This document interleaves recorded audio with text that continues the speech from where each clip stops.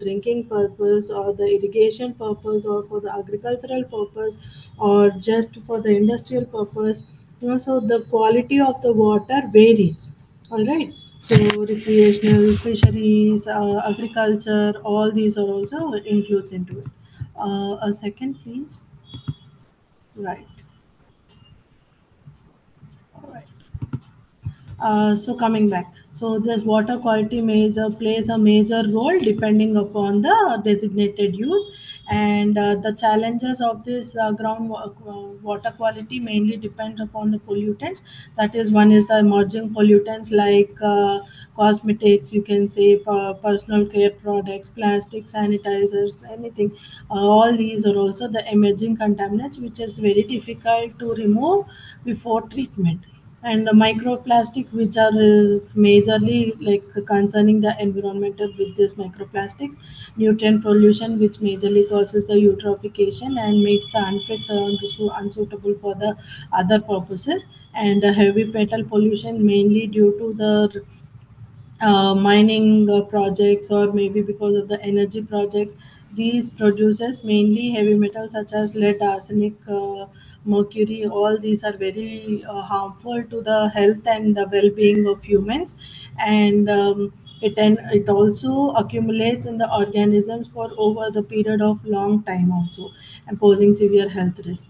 And climate change impacts also impacts the water quality by different ways, and these are the challenges mainly threatening the health, biodiversity and the aquatic ecosystem, posing health risk and waterborne diseases and chronic illness, and economic impacts on industries like fisheries, and it also water quality highlights challenges the need of sustainable water development management practices and innovative solutions. By addressing these global water quality challenges requires a multidisciplinary approach involving the policy makers and all these regulatory bodies. So there is always an interconnectedness of water qualities, human health, ecosystem development, sustainability, and all these. So how it is by the ecosystem health? So in respect to biodiversity, ecological balance, ecological systems, human well-being, and the impact. So mainly the interconnectedness is mainly because of the human activities. The water quality is degraded.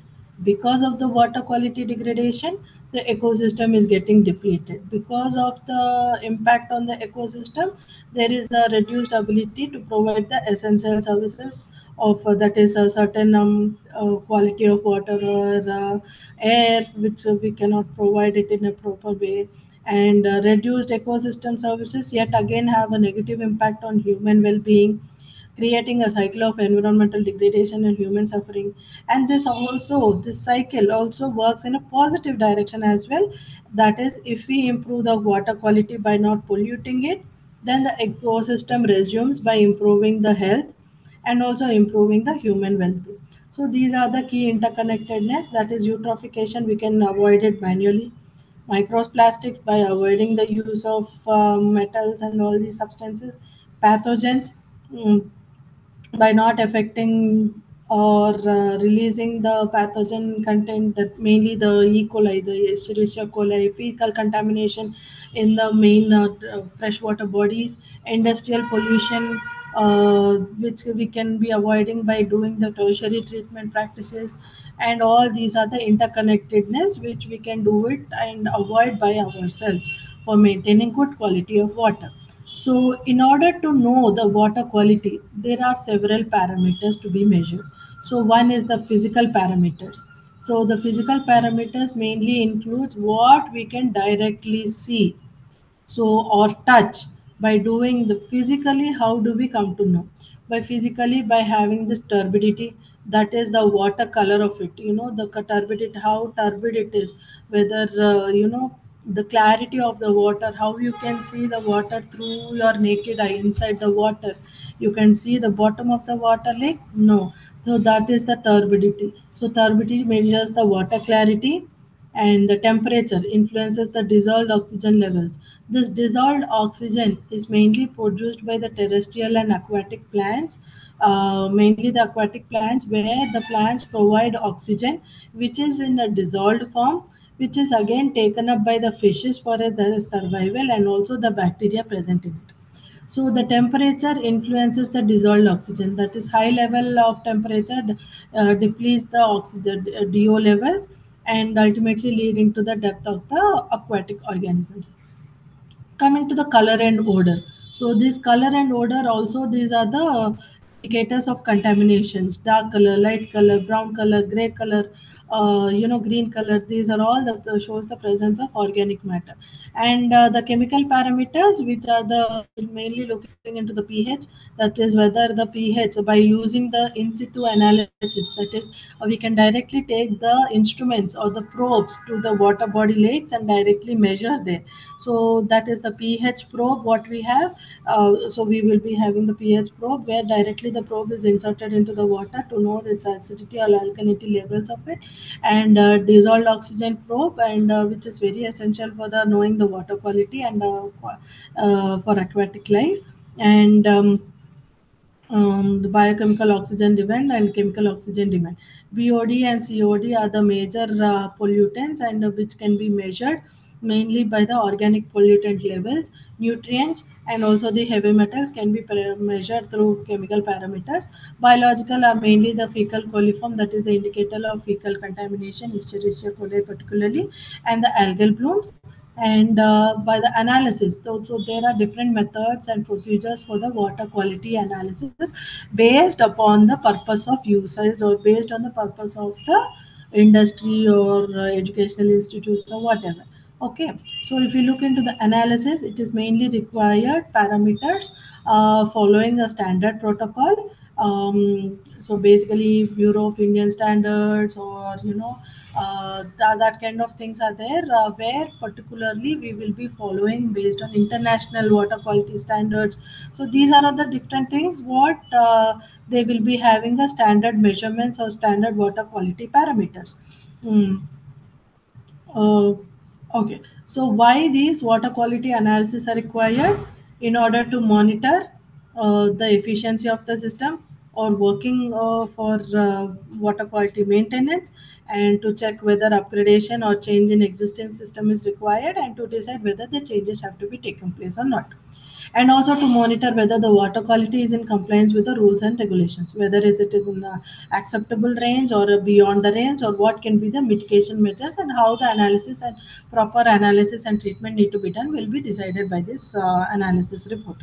So what are the procedures of water quality analysis has been here, and selection of parameters, whether if it is a normal lake water body or a normal drinking water, so there are certain parameters need to be checked.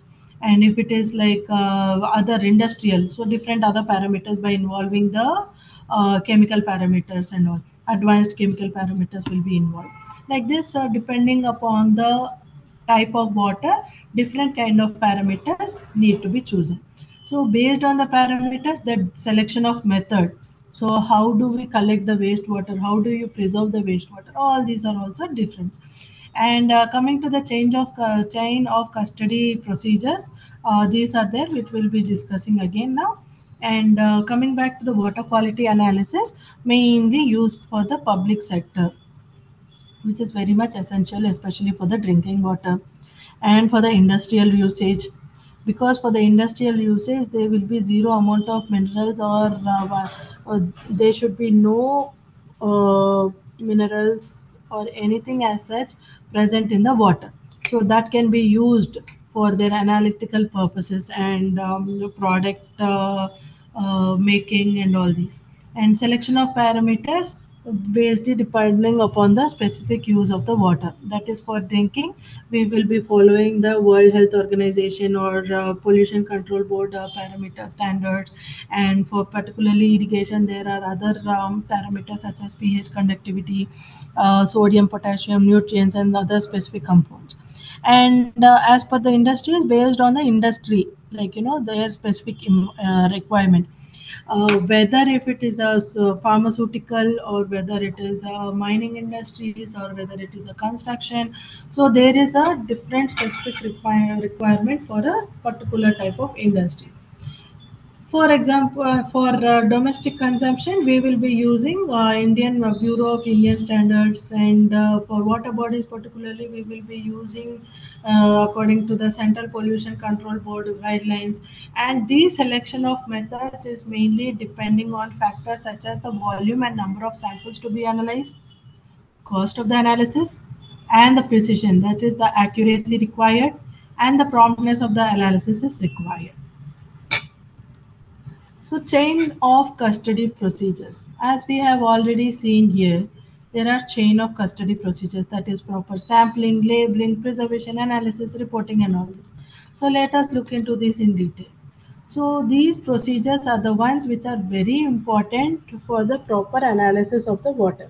So, in order to know from where the water has been taken, from where the water has been sampled, proper labels should be there. That is sample labels. Sample labels are used to prevent the sample misidentification as well as to identify the collector. So name of the collector, that is, for example, if it is me, I will be writing name Divya, collected from Miapur Cheru or Patancheru Lake, whatever it is. So that has to be written properly, okay, in order to avoid the miscommunication between the colleagues or whatever. And sample seals. So after the sampling is done, in order to avoid the leakage, in order to avoid the little bit damage of it, the proper sealing has to be done. It is used to detect the unauthorized tampering with samples up to the time of analysis. So in order to uh, avoid the leakage, all these things, we will be having a tape for the sealing purposes, or so different kind of seals will be there in order to avoid the leakage. At that time, to with the with the leakage of the sample, there will be the labels will be erased and all, and again the things will be again messed up. So that is the reason there should be a proper sealing of samples. And we also have to maintain a field logbook. Logbook is utmost necessary in order to know, to record. In our absence also, if there is someone else who will be looking after the samples, they will be properly understanding who, what, when, how the things are done. All right, so first they will be knowing, we will be writing about the purpose of the sampling, whether the purpose is for the water quality analysis, or whether it is the purpose for the industrial sampling, or the purpose is for the environmental monitoring, or purpose for maintaining the water quality check or monitoring it, like that. And location of the sample point, Miapur, Patancheru, Hydernagar, wherever it is, like we have to locate, label the location of it. And name and address of the field contact. So particularly if I'm belonging to a certain industry, I will be writing my name belonging to so and so industry. So that is also very much important. And producer of the material being sampled and addressed if different from the location. If the location is different, again it should be different.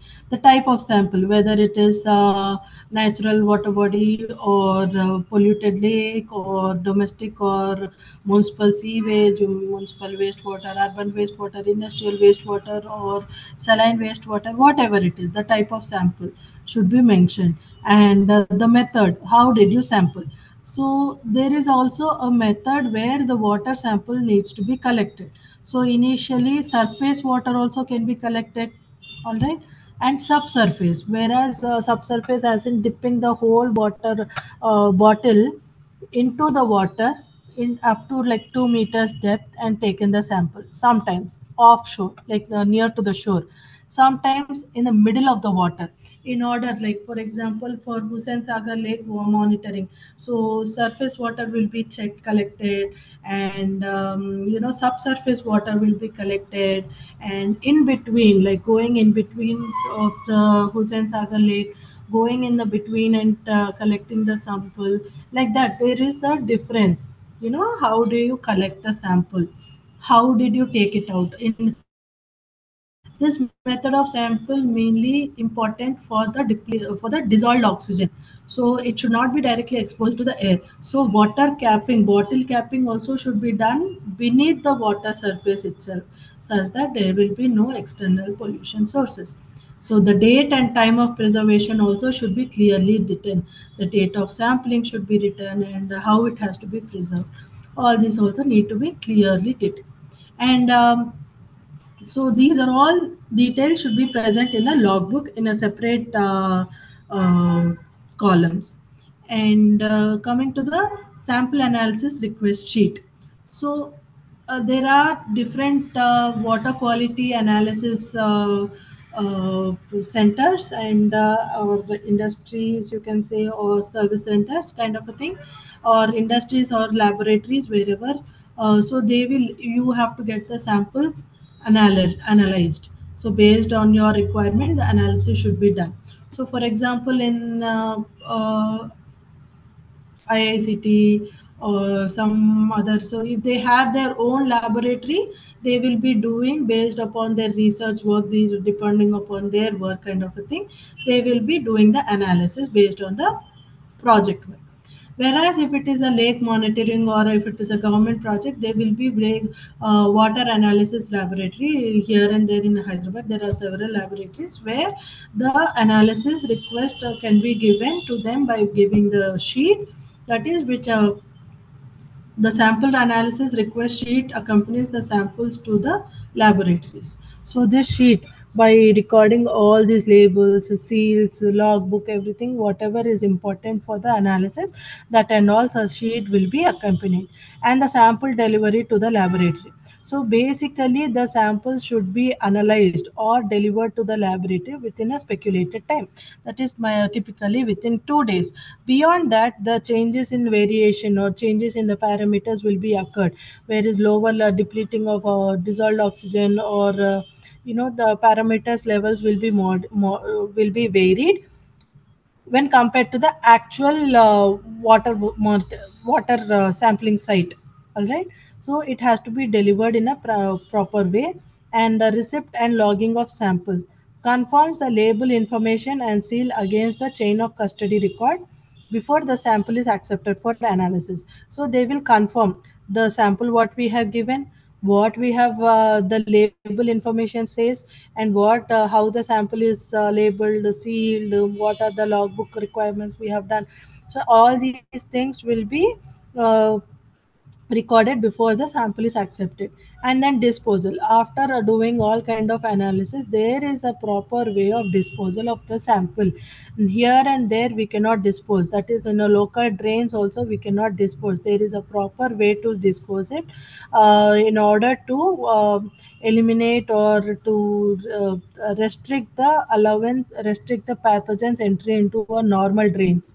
All right. So that is mainly according to the US EPA approval methods. The water sample need to be disclosed. And coming to the water quality assessment methods, how do we assess it? By in situ testing. As I told you, it is a direct field measurements. That is a pH probe, DO probe, BOD probe, COD probe. There are different probes which we can directly carry from our laboratory to the sampling site, which is called as in situ testing. So then and there, the parameters will be analyzed and know the quality of water. That is like physical qualities. We will be knowing what will be the some of the parameters with the probe 6 we will be knowing, and the laboratory analysis. So coming to the laboratory analysis, where the sample is being transported, where advanced chemical and microbial testing will be done. So, for example, for biological, particularly the E. coli, there will be a test called E. coli test, and a 98 well tube plate, or that kind of test will be there for the E. coli testing, where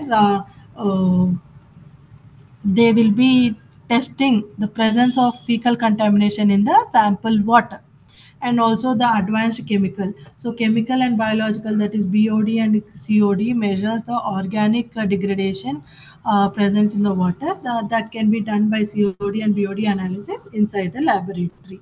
Remote sensing and GIS. So GIA is the geographical information system, which is remote sensing, and GIS is in the upcoming ones, where the water quality can be observed. These are the satellite services and the drone based water quality monitoring services, where by these GIS or the satellite things, water quality is being monitored. Water quality as in particularly like for example physically the color variation, depletion of water or any pollutants or color turbidity, all these also will be monitored by remote sensing and GIS. These are the assessment methods, and also by using the bioindicators. Bioindicators are nothing but the fish, macroinvertebrates. So these are the ones. So if there is bioindicators, if there is a huge amount of pollution, automatically there will be a death of marine life. So automatically they come out. So that is the main bioindicators that shows the death of the aquatic organism, shows that the pollution levels of the water. So that is also like how we will assess the water quality. So apart from this, we will be now coming to know about different sources of water pollutions.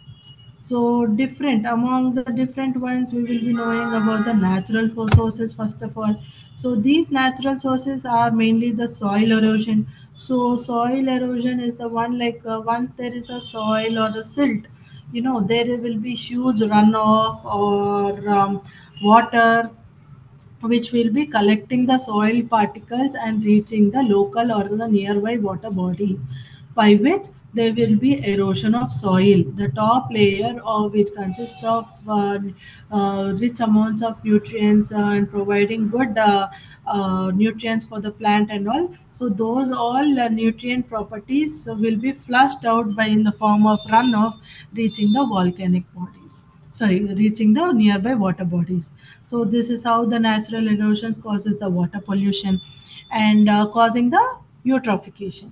And next one is the volcanic activity. So once there is a eruption of volcanoes, there is a huge heavy metals and heavy toxic metals will be ejected out from the inner core of the earth to the outside part, and which ultimately leaching the magma with the strong nutrients, heavy leads, pollutants, toxic and all, they will reach the water body, ultimately ultimately uh, destroying the quality of the water, and organic decay as well. And anthroponic sources, anthropogenic sources are like what we directly use, that is agriculture as in we use multiple fertilizers, whether it is a natural fertilizer or the chemical fertilizers, and which causes once the water is run down from the agriculture sector to the water nearby water bodies with huge amount of NPK, that is nitrogen, phosphorus, and potassium levels. It also helps the plant growth, but destroys the quality of water once it reaches the water quality, the water bodies. Pesticides we used for in order to avoid the insects and that kind of things, which is again leading to the water deterioration. Livestock waste, that is causing with livestock as in like cow, chicken, all these also, like once it is like flushed out or cleaned or disposed into the water body, then again it will be of fecal contaminations and deteriorating the effect on destroying the human well-being. Industrial activities such as heavy metals, chemicals, wastewater discharge, all these are also, for example, if there is a pharmaceutical company, so this pharmaceutical company, without any proper primary, secondary, or tertiary treatments, the water will be discharged.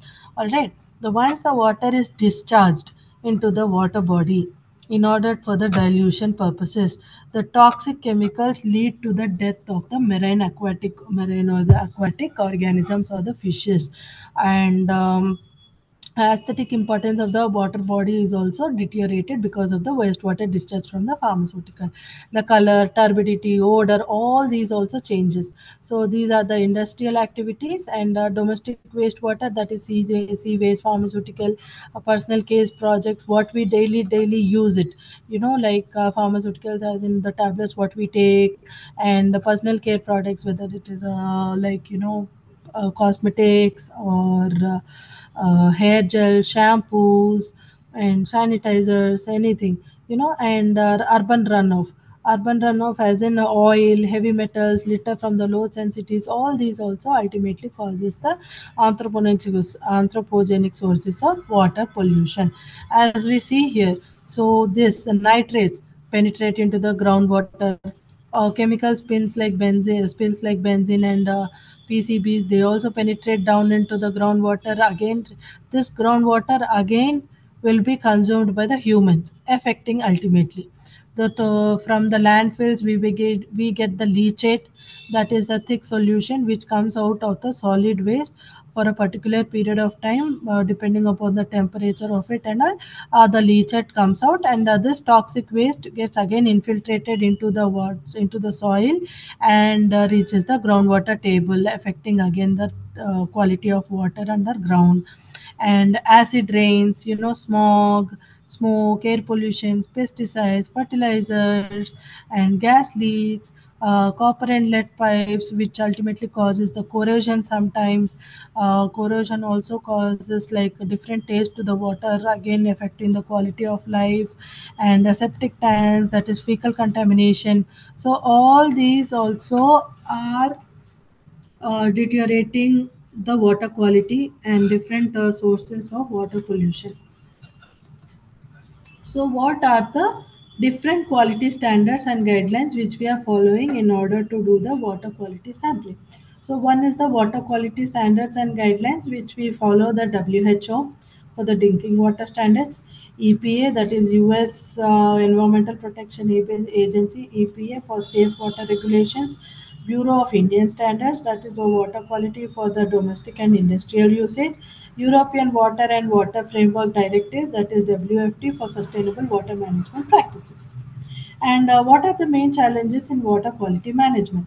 So the main challenges are, are the climate change, industrial and agricultural expansion, which alters the water availability and the pollution levels and contaminant loads, water scarcity, limits to the excess of to limit the access to the clean water resources, and lack of regulation and enforcement. So, with the pure water quality standards, the human well-being is deteriorated, and lack of rules and regulations how the water must be utilized is that is lacking. So coming to the water scarcity. So come water scarcity. So with ongoing water quality deterioration and available freshwater resources, there is always, as we already know, only 3% of fresh water is available on Earth. Among the 3%, again 70 to 80% of water is locked in the glaciers. So minimal amount of water is present, and which is again deteriorated with the pollutants and contaminant loads present. And we ourselves, like human interference, without human interference there will be no pollution, but majority will be of anthropogenic sources of pollution, and leading to the water scarcity. So mainly it is caused by the demand of water or certain quality being greater than the supply. Understood? So it is mainly caused by the water demand or a particular water quality being in greater than the supply. So if the water what we get, the manjira water what we get to our household, so that is not sufficient for us. What are we doing? That manjira water again we are giving it for the aqua pure or aqua filters, where it is again treating it by removing the excess minerals and everything, be giving us the purest of the pure form of water in order to have good taste and water quality. So in order to get 1 liter of drinking water through the filter, we will be wasting that discharge will be of more about like around 2 to 3 2.5 liters of water will be the reject water. So ultimately the manjira water, which is a fresh water source, for drinking purposes, after doing the filtration, again for 1 liter, 2 to 2.5 liters of water is getting discharged. That is ultimately going into the drains. From the drains to the water bodies, which has to be treated again. So, this is the main problem. So, this is how the water scarcity is happening. So scarcity can also be defined either by physical scarcity or the economic scarcity. So physical water scarcity is a situation where there is an actual shortage of water regardless of the quality or the infrastructure. So mainly this water scarcity is majorly found in Asian countries, particularly like Africa, or in certain places in India as well, like Rajasthan, where groundwater is very groundwater table is very low, that water availability is very less. So this is the physical water scarcity. So regardless of the quality, there is no water only. So how do they even use it? So the other one is the economic scarcity. So it is a mainly a condition where countries lack the financial resources or the infrastructure to supply their citizens with reliable, safe drinking water. So this is the economic scarcity. So there is a huge resource of water. Without proper treatment or without the distribution facilities, without the conveyance of proper conveyance of water, how any household can be attaining the water. So the financial also the country has to provide in order to get like every household at the corner of the city and everyone in the city has to should also have the access of clean and drinking water. So this is called as economic scarcity. So the minimal treatment quality parameters should be performed in order for safe drinking. All right, and for a lot of places in the world, scarcity is just a transient condition that can be reduced or eliminated by installing the right infrastructure. So, for example, there is a see, for example, Deccan Plateau leave it, but in a rocky areas, particularly if you see, there will be very less groundwater recharge. But in certain areas like coastal regions or where there is very tundra or very good natural resources are present, where good amount of sufficient amount of natural groundwater water is available, then with a proper infrastructure, okay, all right, with the proper installation of pipes or with the proper mm, drawing of water from the ground is the main infrastructure what the government can do in order to lessen the problem of water scarcity. The major problem is less industrialized countries is the lack of political, financial, and physical structures to provide the water to anyone, everyone. So this is the main problem. So what is water scarcity? What are the effects of water scarcity and what are the solutions we will be now looking into? So coming to the water scarcity, it is a condition where water demand exceeds the supply. Yeah. Then, what are the causes of this water scarcity? Obviously, demography, that is the population growth, and the climate change. Climate with irregular climatic patterns might produce these droughts, erratic rainfall, severe rainfall, sometimes no rainfall, sometimes dry rain, no rainfall at all, having this causing the droughts and all. Pollution, this pollution also like fresh water, once it is polluted it is not suitable for the drinking purposes, so the pollution and contamination also causing to the water scarcity and over extraction of groundwater. So with the modernized cities there is more and more extraction of water from the ground, which is ultimately depleting the water resources, ultimately depleting the groundwater table. So coming to the effects of water scarcity. So what are the effects of water scarcity?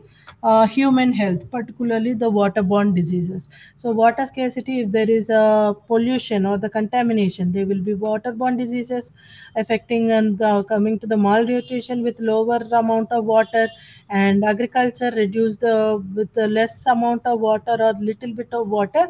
There will be a reduced crop field and food insecurity. Coming to the environment, where the loss of aquatic ecosystem and desertification occurs, and economic impact, where increased water cost or reduced environment industrial productivity will be seen, overall having an impact on the economy of the country or a state. So what are the solutions of the water scarcity? How the solutions can be done? to in order to prevent the water scarcity by having a proper water conservation activities, by having efficient irrigation techniques like irrigation like drip irrigation or such kind of irrigation practices affect the water leach, water runoff, or see a particular agricultural plants or any plants, they need only a certain amount of water. So with more amount of water, again there will be a runoff, which ultimately leading to the runoff into the water bodies, which is affecting the quality of water.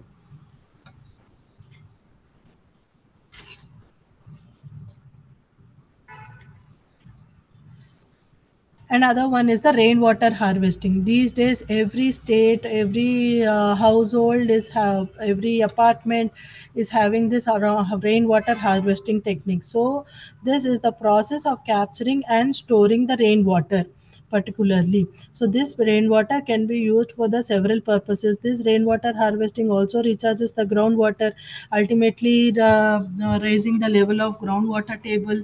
And water treatment and reuse is also another promising solution for the water scarcity.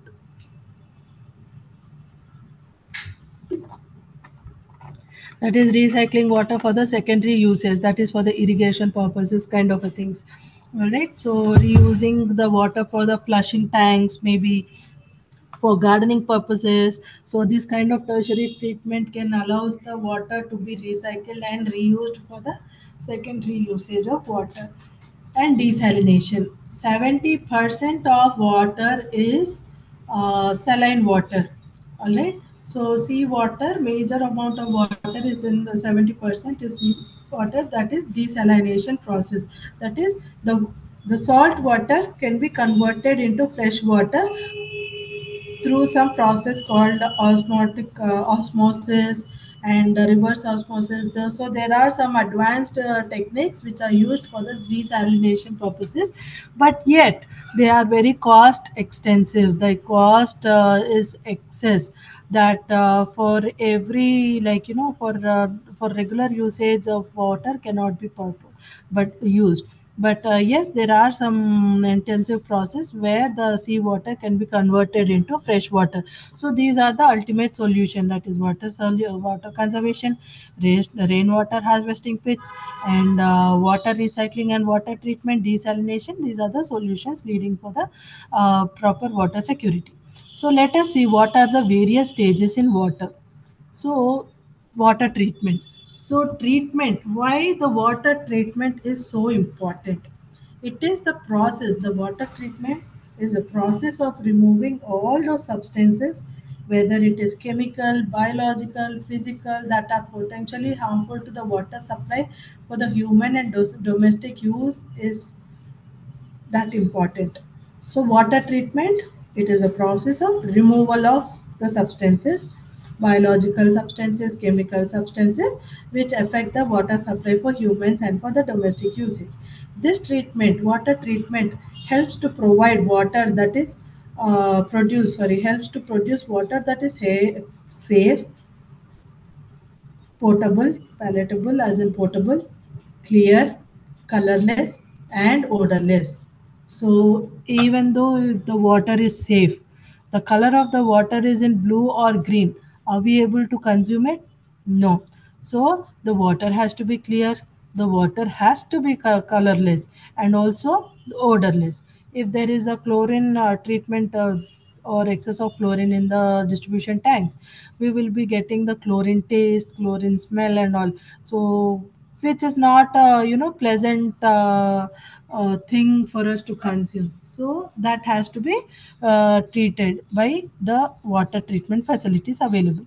So water also know to be non-corrosive. This non-corrosive as in while distribution of pipes. So water is distributed through the pipes to every household, right? So the quality of the pipe is matters. So the quality of the pipe, if the pipe quality is of iron or something like steel, it should be, it corrodes with the presence of metals or with the presence of salts and all, it becomes corrosive. So once if it is a corrosive, the water taste will be tasting like a metal taste, so which is not a good sign. So that also again leading to the health deterioration. So for which the water also needs to be non corrosive. For all this water treatment, what are the different stages in this water treatment? Okay, so firstly the screening. So screening is the one to protect the main units of the treatment plant. If it is for a treatment, there is a huge treatment location that we call it as our treatment plant, where the main units, in order to directly, go for the other treatment levels, first we need to use the screens. Yeah, all right. The screens can be of any type. Use the screens in order to remove the large floating and suspended solids present in the inflow. So, as we learned or as we have seen in our previous slides, there is a natural or artificial conveyance of water. So, artificial we have seen like canals, siphons, and then the mainly the human engineered ones. Okay, so through this water will be transported, but water when regulated or transported to certain place, there is a collection of grass or maybe the collection of twigs, as we have seen, like twigs, paper, rags, wood, debris, paper covers, anything it could be. So these are the large floating substances and suspended solids present in the inflow. So these materials, as we have seen, the debris could obstruct the flow of the through the plant or damage the equipment. So during the treatment process, first of all, the screens have been installed in order to remove the large debris in order to maintain the equipment or the plant life or treatment plant. I mean. So these screening again, it is of coarse screen and fine screens. So coarse are the ones which are big one, made up of corrosion resistant steel bars, which are spaced like 5 to 15 centimeters apart. So there is a gap between each bar, and which is like coarse one. So there is some gap. This is mainly mm, to exclude the coarse materials such as logs, fish from entering the treatment plant. So these screen are positioned at the right angle, at an angle of 60 degrees, in order to facilitate the removing the collected material from mechanical raking. So the fine screens. So fine screens removes the material that can block the pipework at the plant. All right. They consist of steel bars that is spaced 5 to 20 millimeters apart, and the variation of the fine screen is the micro strainer, consisting of rotating drum of stainless steel mesh with a very small mesh size. All right, the suspended matter such as small algae, plankton, microscopic organisms, for say, that can be trapped in this. The trapped solids are dislodged from the fabric by high pressure water jets using clean water and carried away for disposal. Understood? So as we look into the pictures, these are the coarse screens and these are the fine screens. These coarse screens, as we see, there is a there's a space between the bars where particularly the fish, the main wood logs, all these can be abstracted here. Only the fine suspended water will be flowed through it to the next level of treatment. So these are fine screens. After the coarse screens, there will be a fine screens. All right. So fine screens are the ones which can remove the other debris such as like microplanktons or algae sheets. Algal blooms. All these are these microalgae, macroalgae. All these can be objected by these fine screens. And then how these screens can be cleaned by the jet aeration, like by jet pressure, these screen properties or these particles can be flushed off and for the disposal. So coming to the coagulation. So apart from the screening, there is a process called coagulation and flocculation. All right. In every treatment plant, whether it is for the domestic water treatment or for the other wastewater treatment processes, first of all, screening is important, and second of all, the coagulation and flocculation. So all the suspended particles or the surface particles, all the heavy flow particles are removed, then only water is entered into the system. After entering into the system, there is a coagulation and flocculation system. So coagulation is the one, coagulant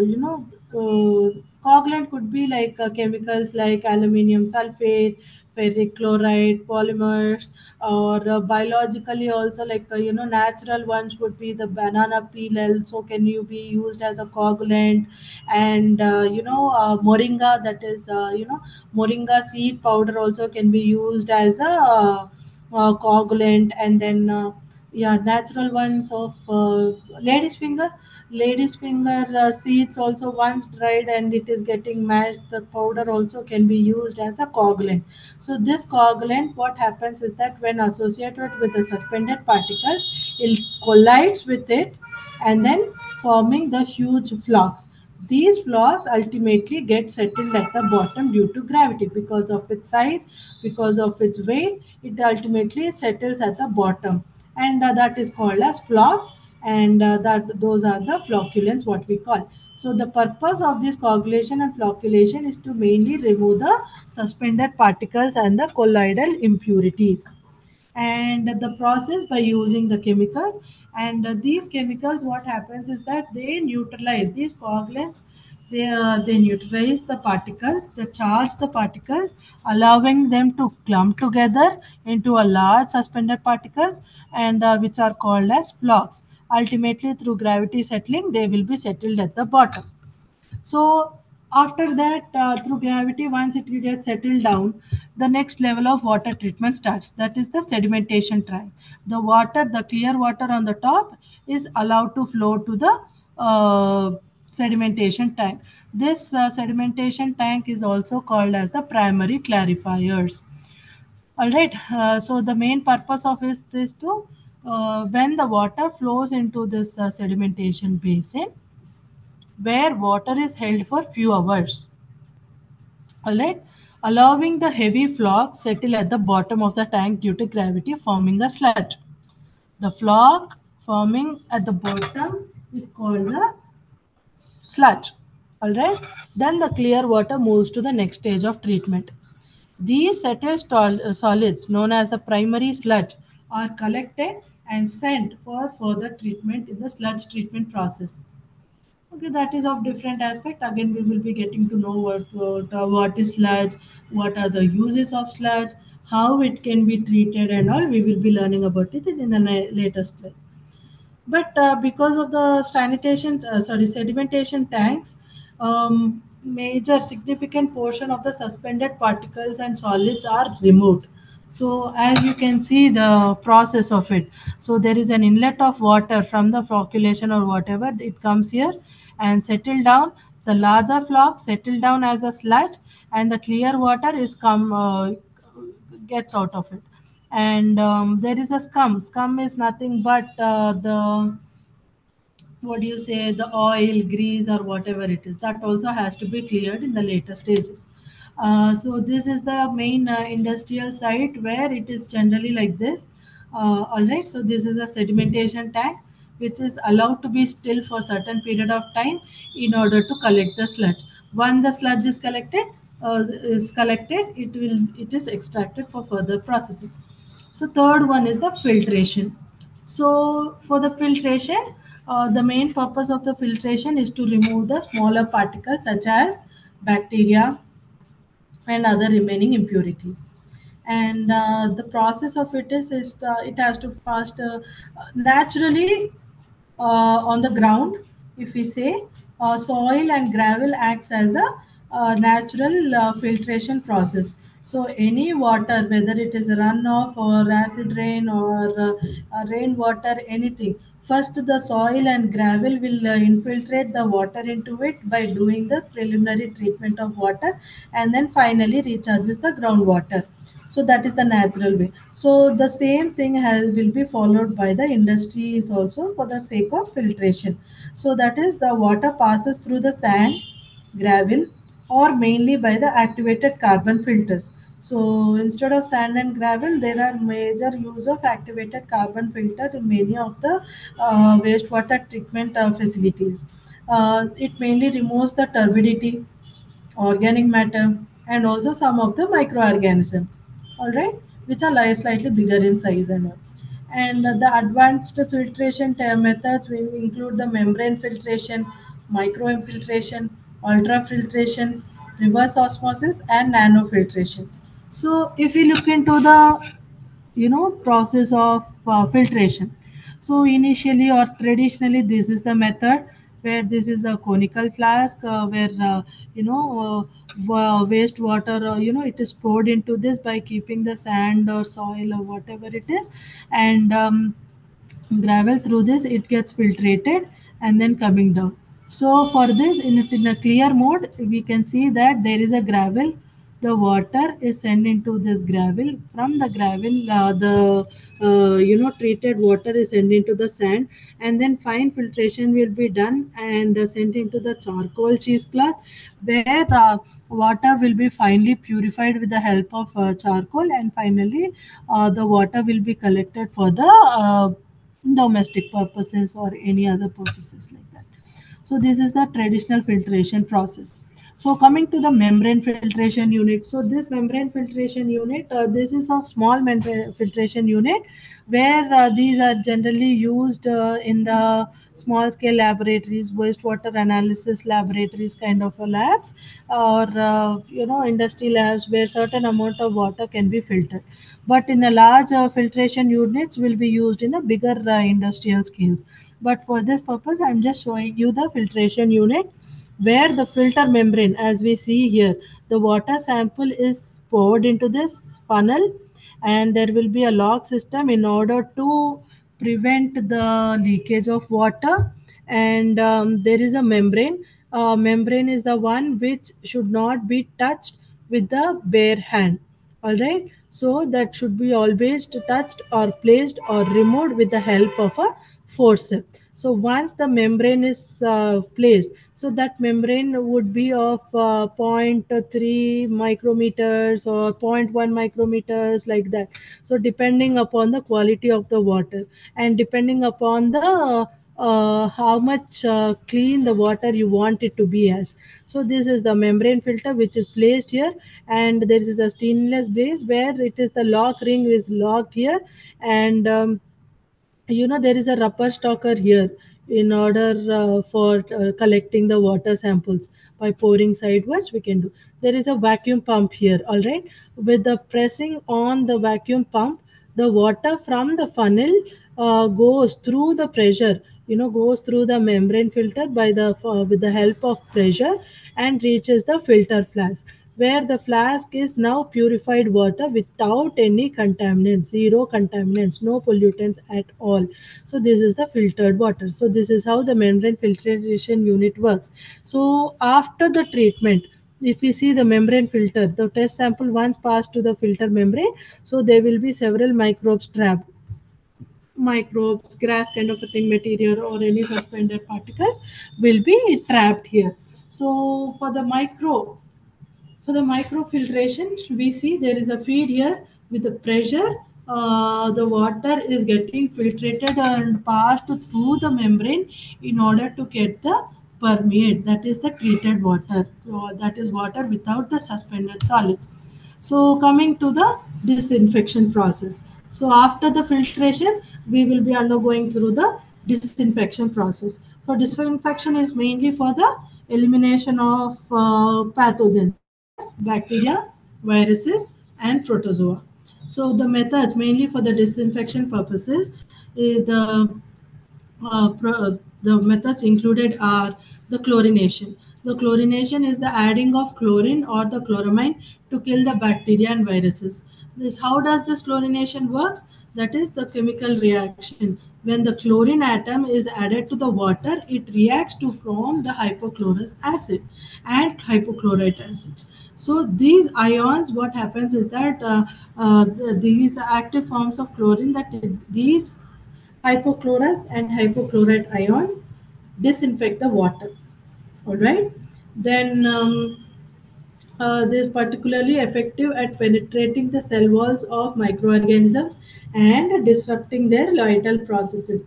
These chemical reactions, when occurs, these ions disinfect the water and also penetrate into the microorganisms, into the cell wall of a microorganism. But microorganism, though it is virus, it is algae, or it is bacteria, so they get into the cell wall of it, and this hypochlorous acid particularly, they disrupt the vital processes. That is, they disrupt the DNA of it, allowing it to die. And there is no further role of these bacteria. So this is how the chlorination works. After chlorination, there is a process called oxidation. So this chlorine acts as an oxidization as well, which means it removes electrons from the other substances and also damages the cellular components of microorganisms, making them inactive. The main advantages of these process is like it is very cost effective. Government regulations also, before the consumption, before it is used for the drinking or for the domestic purposes, the initially water is chlorinated in order to remove the microorganisms particularly, okay, by inactivating them. So mainly the advantages of the process is the cost effectiveness and effective disinfection process, and it is widely used and well established and widely available all over.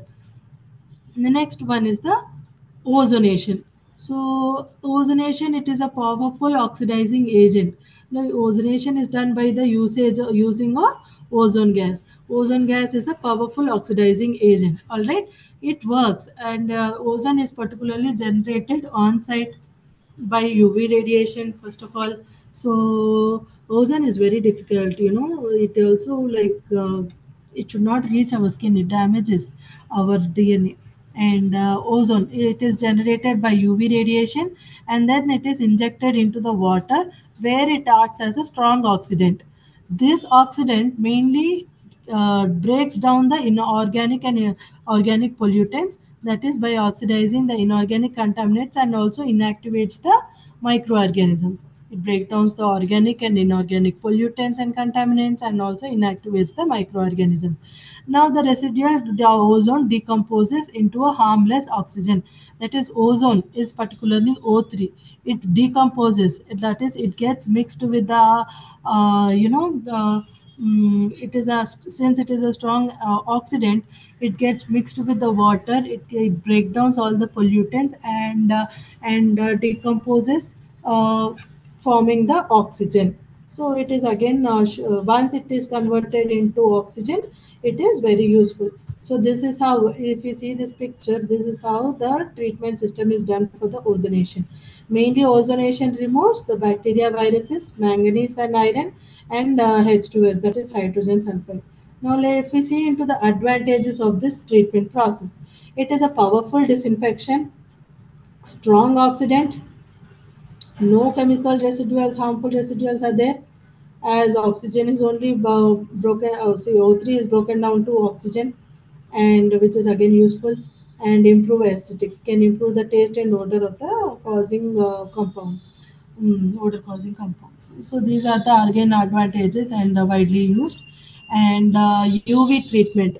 So these days UV treatment is also widely used in many of the filtration units, and exposing what that is by exposing water to the UV light to inactivate the microbes. All right. So the mechanism would be like UV light when produced, specifically the UVC. So UV range A, UV range B, UVC are there, where A and B UV, radiation, where A and B causes the skin cancer as well. So that is the reason we use the skin lotions and all right, sunscreens and all these. But UV receive, which is in the range of 200 to 280 nanometers, damages the DNA and RNA of microorganisms. This damage prevents the microorganisms from reproducing effectively by inactivating them. All right. Hmm. This the process. The When water is passed through the chamber, as we see here, when water is passed through the chamber, all right, containing the UV lamp. When, as we see this white color one, this is the UV lamp. This UV lamp irradiates the water. So once the lamp is on, the water is getting irradiated with the UV light by inactivating the viruses, inactivating the DNA and RNA of microorganisms, particularly like bacteria, viruses, and protozoa.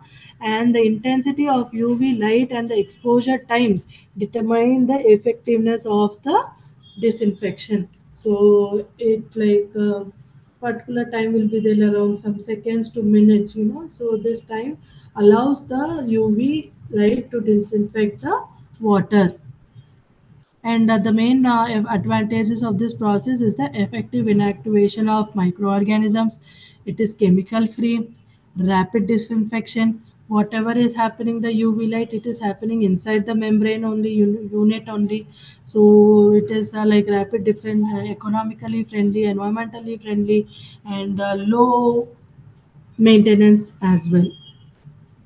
So these are other treatment processes, also disinfection processes, where as we can see, so through the screening, we will be removing large particles like little bit of microorganisms and little bit of hair particles and all this. After the screening, after the sand filtration, more amount of bacteria are this. See, like in a stage wise, something or the other suspended particles are removed. So, with the usage of microfiltration, more amount of virus and organic micromolecules are removed. By using the ultrafiltration, that is less than zero point zero 0.02 microns, only the salts are present, and we can utilize the ultrafiltered water. So, this is the main disinfection unit. So if we see the size of each filtration unit, so here if we see the microfiltration, it is less than like around zero point 0.5 to zero point 0.1 micron in size. Mainly it removes the E. coli, micromolecules, colloids and particles. These kind of things can be removed by microfiltration. By ultrafiltration, which is again ranges from zero point 0.5 to zero point zero 0.01, and removes the viruses and proteins as well. And nanofiltration, it is like nano in size, that is point not 5 to point 1 not 1 micron, which removes the metals, synthetic dyes and all these also. Okay, so these are the nanofiltration, so effective it is. And coming to the reverse osmosis, reverse osmosis is also a process for water treatment used. So this reverse osmosis plays a major role, like it removes the contaminant, higher contaminant concentration and solids and all. So there is a pressure applied to the semi-permeable membrane, where the contaminants will be removed before the membrane, and only clear water or the lower concentration, contaminant concentration, will be attained at the bottom. So this process is the reverse osmosis. And coming to the UV treatment, as we have already discussed just before, and what are the main properties of ozone? As ozone particularly is like harmful, we will be knowing about its properties. It is stronger, 50% stronger than chlorine, converts back into the harmless oxygen, and then greater water soluble than water oxygen, and generated and used directly on site. Most powerful and commercial oxidizing agent and triatomic form of oxygen, that is O3. It is a powerful oxidation against. So oxidation of this by using this ozone is that. mm BOD, COD, TOC, total organic carbon, chemical oxygen demand, and biological oxygen demand. It is against all these, and ferrous and iron and manganese, and these are all bacteria, virus, color, taste, odor. All these are also can be removed by this process. And in the later stage, that is the pH adjustment and chemical treatment. Why is this pH adjustment is very important? The pH adjustment, depending upon the water characteristics and additional treatments may be necessary. Uh, Sorry, pH adjustment, it is mainly necessary for ensuring the water to have a good balance of pH, that is the neutral pH. 6.5 to 8.5 is the neutral, it is acceptable range of pH, and it is a safe chemical composition. And the process is that the lime, that is calcium hydroxide or the sodium hydroxide, may be added to neutralize the acidity. Fluoridation is the process. In some cases, fluoride is added for dental health benefits. All right, and water softening and removes excess hardness by caused by the calcium and magnesium. Why the pH adjustment is necessary? In order to optimize the coagulation and flocculations. Okay, these coagulation and flocculations, in order to remove the suspended particles, high pH is necessary. Optimal pH ranges ensures that coagulants form effective flux, and flux can be removed easily. The disinfection effectiveness. So pH is important in the disinfection process, where the disinfectants like particularly chlorine is influenced by pH. Chlorine is most effective and this is in its hypochlorous form, and it is favored at mainly low pH levels, that is below 7. Corrosion control. Water with low pH, particularly acidic, can be more corrosive to pipes and infrastructure, leading to the leaching of metals like lead and copper. And whereas high pH can also cause the scaling and deposits in the pipes. So, scaling as in the soils deposit, we can see, whereas in the acidic form, we can get the water of metal taste, and so the pH is important. The additional treatments such as mainly fluoridation and desalinations are important, uh, because iodine fluorine is mainly for the dental health purpose. All right, and fluoridation is controlled by the addition of fluoride into a public water supply to prevent the tooth decay, and it also strengthens the tooth enamel, making it more resistant to acid attacks from bacteria in the mouth. It mainly works like the fluoride ions interact with the minerals in the tooth enamel, promoting the remineralization, and this process particularly beneficial for the children during the tooth development. Desalination. As we have already discussed, the process of removing salts and minerals from the sea water or the brackish water to produce the fresh water. This is particularly important in arid regions with limited freshwater resources. All right, and for this desalination process, mainly reverse osmosis and thermal desalination is used. So, what are the major challenges during the stages of treatment? The challenges are the energy intensive and cost extensive process, and the disposal of concentrated brine, that is the byproduct of desalination, that is more amount of salts, has the environmental impacts. Environmental impacts as in it depletes the quality of the soil, and it does not allow the water to infiltrate into the soil because of the salt content into in the soil. Now, what are the advanced oxidation processes? The advanced oxidation processes are the removal of specific organic contaminants such as POP, persistent organic pollutants, and other contaminations such as pharmaceutical, cosmeceutical, pesticides, industrial chemicals, which are very difficult to remove with the conventional treatment processes, for which these advanced oxidation processes are necessary. Basically, these AOPs are working like in a highly AOPs particularly generate highly reactive hydroxyl radicals OH ions that oxidizes and breaks down the organic contaminants. These radicals can be produced by the methods by ozone, hydrogen peroxide, UV light, and phenton reactions.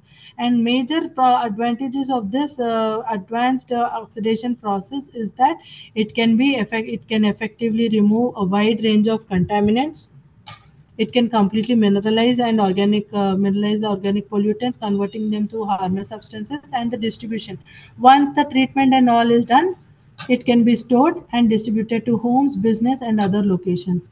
So that is all for today. So here we learned about the various stages of wastewater, and in the next class we will be learning about the aeration technologies. All right. Hope you have all understood, and thank you for your time, and thank you.